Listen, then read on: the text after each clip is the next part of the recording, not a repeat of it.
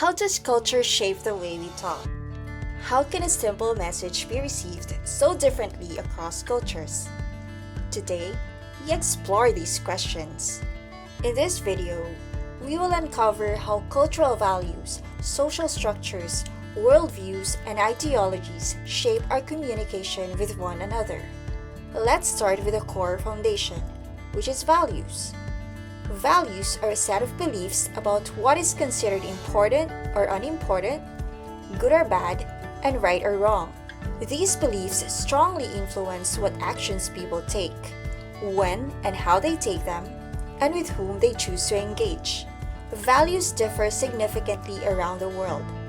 For example, in some cultures, individual success is celebrated, while in others, collective harmony takes precedence. Social structures also play a crucial role. They dictate who speaks, who listens, and how information is shared within a society. In hierarchical societies, communication often respects authority, while egalitarian societies favor openness. Consider how family roles and social ranks influence communication. Parents, for example, may hold authoritative roles in some societies, while in others, young people have a more equal voice. Next, let's discuss worldview. It is the lens through which a society sees itself and its place in the world. This includes beliefs about God, humanity, nature, and purpose. For example, some cultures view humanity as inherently harmonious with nature, emphasizing respect and preservation. Others, on the other hand, may prioritize human progress over nature, focusing on development alone.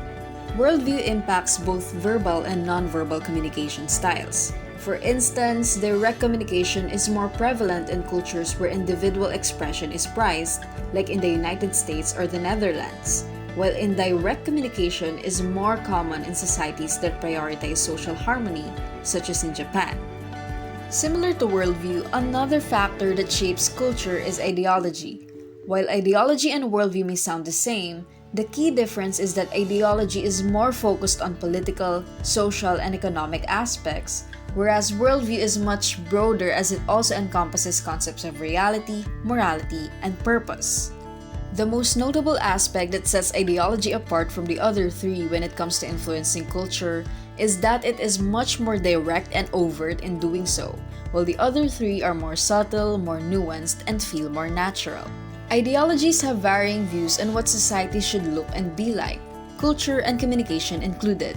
Some may advocate for the dismantling and/or replacement of pre-existing values, aspects in a culture, and social structures. Others may want to retain the status quo, albeit with a few adjustments to fit the ideology. Basically, they may act as guidelines on how people should conduct themselves and how they should communicate. The impact of an ideology on culture is often done through and amplified by the media or press. The media is typically influenced, pressured, or even controlled by the dominant ideology, which can heavily affect the behavior and communication patterns of individuals and institutions. However, understanding these factors alone is not enough. We must also consider the barriers that complicate cross-cultural communication. Language is the most visible barrier, often leading to misunderstandings.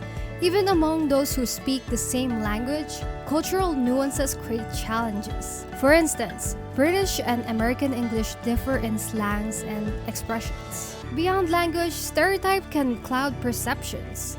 Assumptions based on cultural stereotypes prevent genuine understanding and often result in unintended offense or conflict. Nonverbal communication, including gestures and facial expressions, is another barrier. Maintaining eye contact is respectful in some cultures, but in others, it can be seen as confrontational.